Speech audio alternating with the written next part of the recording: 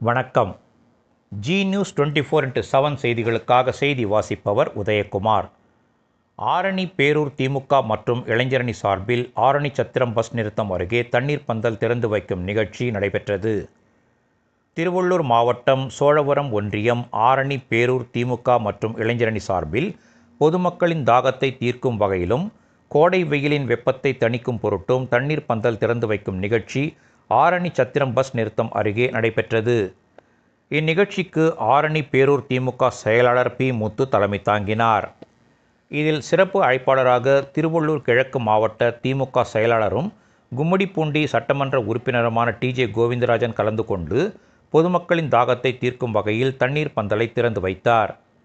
பின்னர் பொதுமக்களுக்கு நீர்மோர், தண்ணீர், இளநீர், தர்பூசணி, வெள்ளரிப்பிஞ்சு, குளிர்பானங்கள் உள்ளிட்டவைகளை வழங்கினார். மேலும் கோடைக்காலம் முடியும் வரை பொதுமக்களின் தாகத்தை தீர்க்கும் வகையில் இந்த தண்ணீர் பந்தலை அமைத்த நிர்வாகிகள் தண்ணீர் வழங்க உரிய நடவடிக்கைகளை மேற்கொள்ள வேண்டும் என டி.ஜே. கோவிந்தராஜன் எம்.எல்.ஏ. நிர்வாகிகளை வலியுறுத்தி பேசினார்.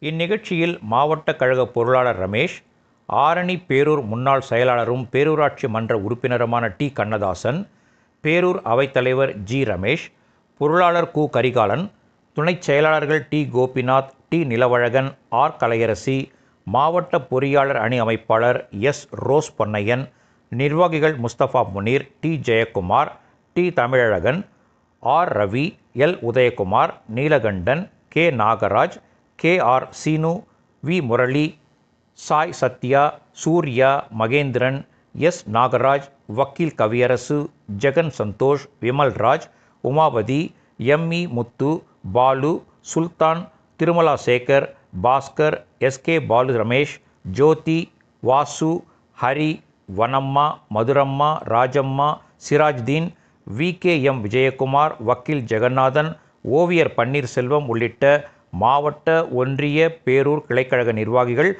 அணிகளின் அமைப்பாளர்கள், உள்ளாட்சி அமைப்பு பிரதிநிதிகள் உள்ளிட்ட ஏராளமானோர் கலந்து கொண்டனர்.